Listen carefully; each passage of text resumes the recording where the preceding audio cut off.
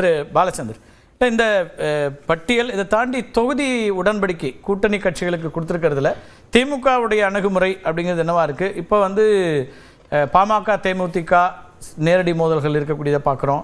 காங்கிரஸ் கட்சிக்கு அதே போல் மார்க்சிஸ்டுகளுக்கு இதெல்லாம் ஒதுக்கப்பட்ட தொகுதிகள் அப்படிங்கிற விஷயத்தில் உங்கள் பார்வை என்னவா இருக்குது? அதே போல் இந்த ஒதுக்கப்பட்ட தொகுதிகளை பற்றி தோழமை கட்சிகள் யாருமே எதிரான ஒரு கருத்து சொல்லல இது வரைக்கும். காங்கிரஸ்ல சில தொகுதிகளை பத்தி அவங்க காங்கிரஸ் ஹைகமாண்ட் அப்ரூவலுக்கு அப்புறம் தான் வருவாங்க. ஏன்னா அது ஒரு நேஷனல் பார்ட்டி, அங்க இன்னும் கொஞ்சம் டிஸ்கஷன்லாம் நடந்துகிட்டு இருக்கு. அவங்களுக்குள்ள உட்கட்சி பிரச்சனைகள் கொஞ்சம் காங்கிரஸுக்கு இருக்கு, அது நிஜம்தான். வெளிப்படையாவே இருக்கு. ஜோதிமணி எல்லாம் ட்விட்டர் பதிவின் மூலமா விமர்சிக்கிறாங்களே. அதான் சொல்றேன், அதான் அவங்களுடைய உட்கட்சி பிரச்சனைகள் வெளியில வந்துகிட்டு இருக்கு, உள்ள இருக்குன்னு சொல்ல, அது வெளியில வந்துகிட்டு இருக்கு. அப்ப அந்த பிரச்சனையை அவங்களுடைய கட்சி தான் ரிசால்வ் பண்ணிக்கணும், அதை ரிசால்வ் பண்ணுவாங்க, நம்ம நம்பலாம். இப்ப அடிப்படையா ஒரு கேள்வி, திமுக எந்த கேண்டிடேட்டாவது பயந்து ஓடி போனாங்களா? அப்படி ஏதாவது ஒரு இன்ஸ்டன்ட் சொல்ல முடியுமா? இந்த தொகுதி எனக்கு வேண்டாம், எனக்கு பயமா இருக்கு, தோத்து போயிருவேன்னு சொல்லிட்டு ஓடினாங்களா? இன்னும் சொல்ல போனா வீக்கா இருக்கும்னு சொல்லி தெரியற, இது மிக அழகாக இங்க சொல்லப்பட்டது. ஒரு கட்சி சில இடத்துல வீக்கா இருக்கதான் செய்யும், அப்ப அங்க ஒரு ஸ்ட்ராங் கேண்டிடேட் நிப்பாட்ட தான் செய்வாங்க, அது இயல்பு. ஒரு ஸ்ட்ராங் கேண்டிடேட் வீக்கா இருக்க ஒரு இடத்துல நான் போய் ஜெயிச்சு காமிக்கிறேன்னு தான் போறாரு அப்படிங்கிற ஒரு பெர்செப்ஷன் தான் இருக்கு. மற்றபடி யாரும் பயந்து ஓடினாங்கன்னு சொல்லி இல்ல. அதனால பப்ளிக் பெர்செப்ஷன்ங்கிறதும் ஒரு எலெக்ஷன்ல ரொம்ப முக்கியமான ஒரு விஷயம் தான். அப்படின்னு சொல்லி பார்க்கும்போது ஆஸ் ஆன் டேட் எதுவுமே இன்னைக்கு உள்ள நிலவரத்தை பத்தி தான் நம்ம எலெக்ஷன் சமயத்துல பேச முடியும். நான் எல்லா விதமான எலெக்ஷனும் நடத்தியிருக்கேன். நான் பார்த்த மட்டும் என்னன்னா கடைசி 7 நாட்கள்ல தான் உறுதியா சொல்ல முடியும் காத்து எந்த பக்கம் அடிக்குதுன்னு சொல்லி. அதுவும் கேட்டக்லிஸ்மிக் இன்சிடென்ட் நடக்காம இருக்கிற நேரத்துல மிஸ்ஸஸ் இந்திரா காந்தி செத்தது, இந்த ராஜீவ்காந்தி செத்தது, எம்ஜிஆருடைய உடல்நிலை குறைந்தது, இப்படிப்பட்ட இன்சிடென்ட் நடக்காம நார்மலா இருக்கிற நேரத்துல ஒரு 7 நாளைக்கு முன்னாடி தான் சொல்ல முடியும் இறுதியான முடிவு. அது வரைக்கும் ஆஸ் ஆன் டேட் அப்படின்னு தான் சொல்ல முடியும். இன்னைக்கு தேதிக்கு பார்க்கும்போது திராவிட முன்னேற்ற கழகம் பேலன்சிங் ஆக்ட் நல்லா பண்ணிருக்காங்க அப்படிங்கிற அபிப்பிராயம் தான் இருக்கு. ஓகே, கூட்டணிகளுக்கான அந்த இடங்கள் ஒதுக்கீடு அல்லது வேட்பாளர் தேர்வு, இந்த ரெண்டையும் வச்சு சொல்றீங்களா? சென்னையில் இப்போ பெரும்பான்மையான இடங்களில் திமுக நேரடியாகவே களமிறங்குறாங்க. 12 இடங்களில் திமுக நேரடி போட்டி. இதில் ஏதாவது விஜய் ஃபேக்டர்னு ஒன்று இருக்குன்னு பார்க்க வேண்டியிருக்கா? அதனால இவங்க கூட்டணிகளுக்கான எண்ணிக்கையை குறைச்சி நேரடியாக இவங்களே களத்தில் வர்றாங்க 2 கட்சியும் அப்படின்னு பார்க்க வேண்டியிருக்கா? இல்ல, அப்படி சொன்னா அது 2 கட்சிகளுக்குமே அது பெருமை தானே.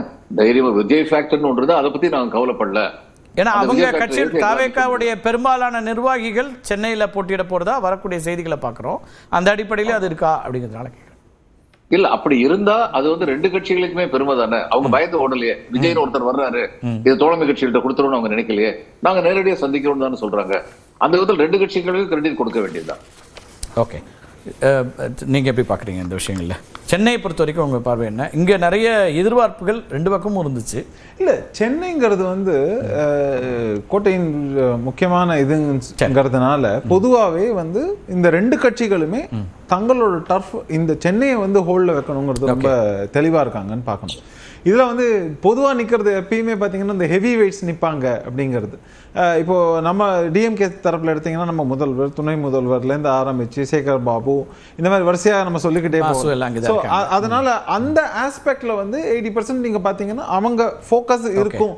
இன்னொன்று கான்ஃபிடன்ஸ் டு வின் அப்படிங்கிறது 2 பக்கமும் இருக்கும்போது அதை எப்படி அவங்க கொண்டு போறாங்க அப்படிங்கிற ஆஸ்பெக்ட்ல தான் இது இருக்கும் பொதுவாக. அதே மாதிரி அதிமுகவுமே ரொம்ப இம்பார்ட்டண்டா இவங்க இந்த தொகுதி விவகாரங்களை பார்த்து சென்னையை இந்த வாட்டி நம்ம எப்படியான கைப்பற்றணும், அதை அவங்க எப்படி பார்ப்பாங்கன்னாக்கா, இந்த வாட்டி விஜய் நீங்க சொன்னீங்க இல்லையா, விஜய் ஃபேக்டர் இருக்குன்னாக்க இவங்களோட ரீடிங் எப்படி இருக்கலாம்னாக்கா, ஓகே ஒருவேளை டிஎம்கே தரப்புடைய ஓட்டுகளை தாவேக்கா எப்படி பிரிக்கலாம், நம்முடைய ஓட்டுகளை எவ்வளவு பிரிக்கலாம், சோ அப்படியெல்லாம் இருக்கும்போது அந்த பர்சன்டேஜ்ல எந்த அளவுக்கு நமக்கு அட்வான்டேஜ் இருக்கும் அப்படிங்கறதும் ஒரு கணக்கு இருக்கும் இல்லையா. அந்த பேசிஸ்லயும் செய்வதற்கான வாய்ப்புகள் இருக்குங்கிறதையும் நம்ம பரிசீலனை எடுத்துக்கணும் அப்படிங்கிறது தான். சோ இது தமிழ் சென்னையை பொறுத்த வரைக்கும் இது ஒரு முக்கியமான ஃபேக்டர்ங்கிறதுனால தான் அவங்க நேருக்கு நேர் ஒருத்தர் இது பண்றதுங்கிறது, இங்க கம்பீட் பண்றதுங்கிறது ரொம்ப இம்பார்ட்டன்ட் அப்படின்னு நம்ம பார்க்கலாம். அந்த ஆஸ்பெக்ட்ல ரைட். இப்போ தேமுதிக அதற்கான இடங்கள் அப்படிங்கிறத எப்படி பார்க்க வேண்டியது சுகுணா? இல்லை, தேமுதிகவே நான் முதல்ல சொன்னது மாதிரி ஓரளவுக்கு பாதுகாப்பான இடங்கள் தான். ஓகே, இப்போ சில இடங்கள் இப்போ நான் சொன்ன மாதிரி சிவி சண்முகத்தினுடைய தொகுதியில் அவங்க போட்டிடுறாங்க.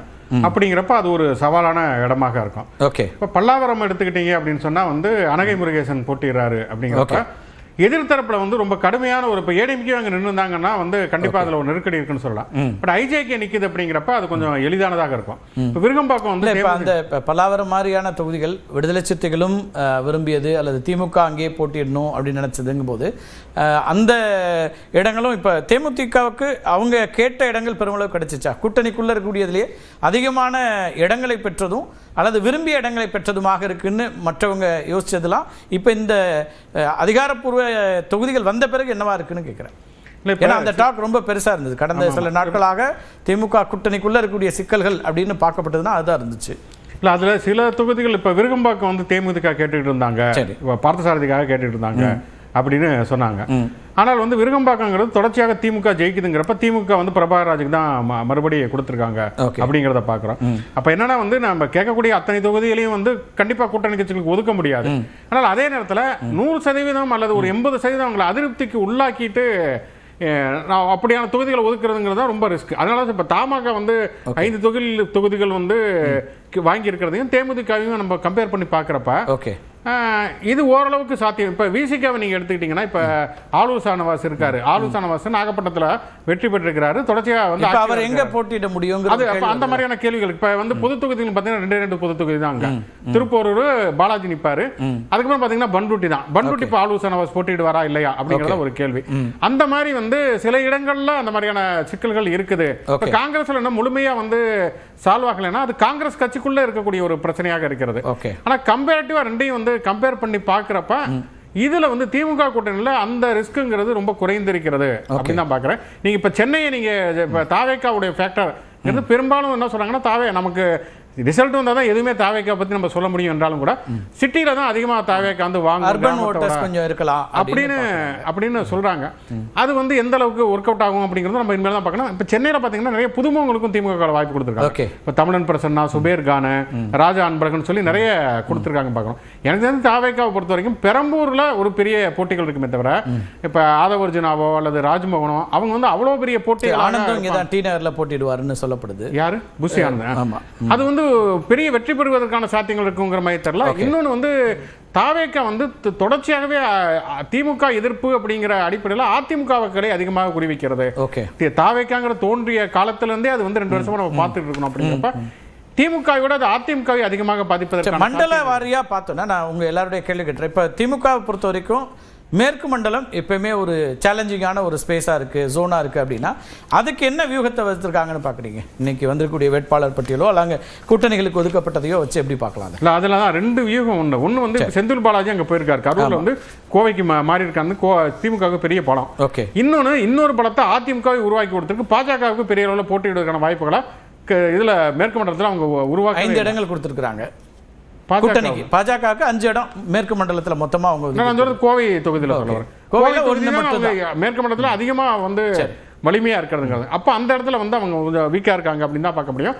மற்ற இடங்கள் அதிமுக இப்ப சேலம் மாதிரியான இடங்கள்ல அந்த இடங்கள்ல அதிமுக வலிமையாக இருக்காங்கிறப்ப கொஞ்சம் கடுமையான போட்டிகள் இருக்கத்தான் செய்யும்.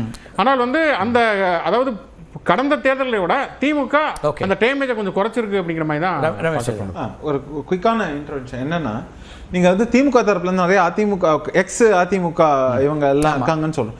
அது ஏன் இவங்க ப்ரிஃபர் பண்றாங்க? இன்னொன்னு என்னன்னாக்க, ஒரு பக்கம் திமுக அதோடைய வாக்கு அந்த கட்டமைப்பை வந்து நீங்க அழகா வந்து இந்த வாக்குகளை செக்யூர் பண்ண முடியும்.